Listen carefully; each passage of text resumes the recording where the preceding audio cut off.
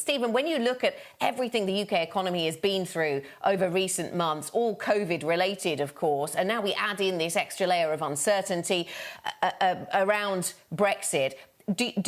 What is your latest assessment of what kind of damage a no-deal Brexit would bring for the UK economy, given the damage we've already seen?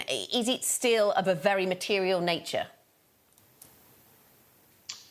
So I'm beginning to feel a little bit cynical about this whole process. I think if you're a person who really wants to push Brexit through, you might think that Covid-19 provides the kind of perfect camouflage to hide the costs of a no-deal Brexit, because Covid-19 is so damaging that whether you can spot the separate effect of a no-deal Brexit in the immediate aftermath of the no-deal going through is another matter altogether. So I think that we're beginning to see a sense that perhaps this is a kind of kitchen sink kind of issue. Throw everything at it, and if it goes wrong, and no one's going to notice too much. Perhaps that's me being too cynical.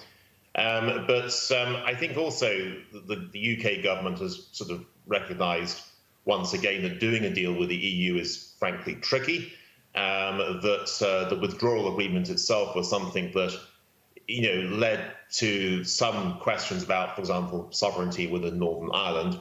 And those who are particularly focused on sovereignty in the Conservative Party are still anxious about what's in the withdrawal agreement. So effectively, they're quite happy to sort of reopen it and rediscuss. Now, of course, the problem with this is that if you think you've signed a deal and it turns out that you haven't signed the deal, that one side turns its back on it, then trust begins to break down. And without trust, it's difficult then to build any kind of lasting future relationship.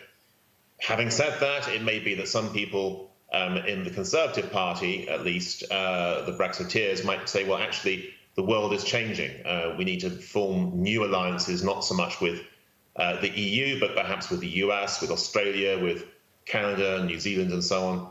And in these circumstances, a specific trade deal with the EU isn't necessary.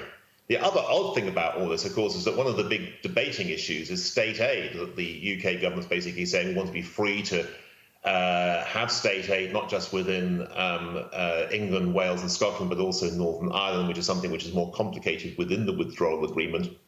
And the oddity there is that for a party that was very much behind the single market in the first place under Margaret Thatcher, that believed in the market as opposed to state aid, to suggest that suddenly state aid is the key thing that Britain wants is really a very strange sort of turn of events compared with what one might have thought just a handful of years or decades ago.